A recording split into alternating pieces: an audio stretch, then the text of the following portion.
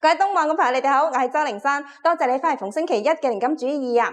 今集我將會教大家用一個焗盤去做出一盤好美味嘅檸檬香草雞。咁喺蔬菜方面咧，今集我就淨係會用到洋葱，但係如果你哋唔中意嘅話咧，可以加其他嘢落去嘅喎，譬如係話甘筍啊、車厘茄啊，甚至乎係啲豆咧都冇問題㗎，整到成盤五顏六色咁樣咧，小朋友就最中意食㗎啦。咁首先我哋會醃咗啲雞佢啦，但係喺整之前咧，我哋就將所有醃料，包括有鹽、黑胡椒、乾嘅迷迭香、乾嘅百里香同埋乾嘅牛至，全部放晒落個碗仔度撈勻佢先。撈好咗之後咧，就灑去啲雞腿嘅兩邊啦。嗱，咁而家咧，我就會教大家一個可以減省焗嘅時間嘅方法，就係我哋先將啲雞腿嘅表面煎香咗佢，然之後先至放入去焗，咁就可以減省你啲時間㗎。但係如果你唔想咁麻煩嘅，你可以直接成盤攞入去焗。咁焗嗰個時間咧，我食譜嗰度會有寫埋㗎啦。咁我今次教埋你哋做呢一步先啦。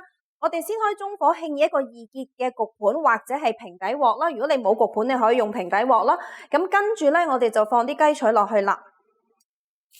嗱，咁煎到咁嘅樣咧就 OK 㗎啦。我哋先將佢攞出嚟啦，然後就可以排啲洋葱落去啦。我用嘅係紅洋葱啦，你可以用黃嘅都冇問題嘅。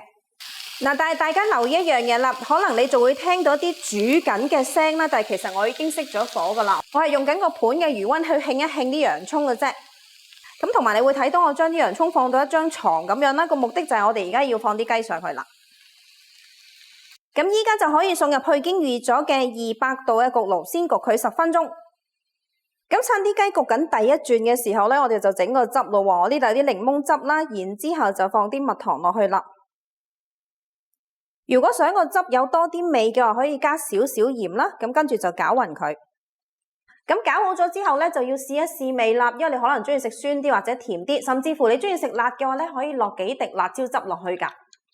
咁我呢盤就已經焗咗10分鐘啦。我哋先攞頭先個汁掃喺啲雞腿嘅兩邊啦。咁加晒之後咧，就可以將啲汁倒晒落去啦。咁而家咧就可以送翻入去頭先嗰個200度嘅焗爐啦，焗佢10至到15分鐘。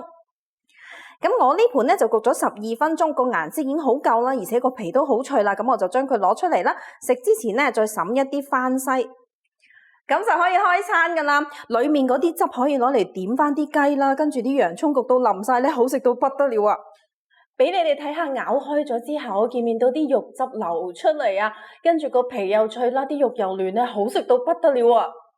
個做法係咪好簡單呢？但係留意一樣嘢喎，你哋買嘅雞腿可能會係大隻過我今集用嘅呢一款啦，又或者係細隻過咧都唔出奇㗎。所以個時間方面咧都要自己調校喎。第一次做嘅時候咧可以跟翻我嗰個時間嘅，但係下一次咧你就可以根據自己所買嘅雞腿嘅大細再去調校個時間啦。我哋下一集再見啦，拜拜。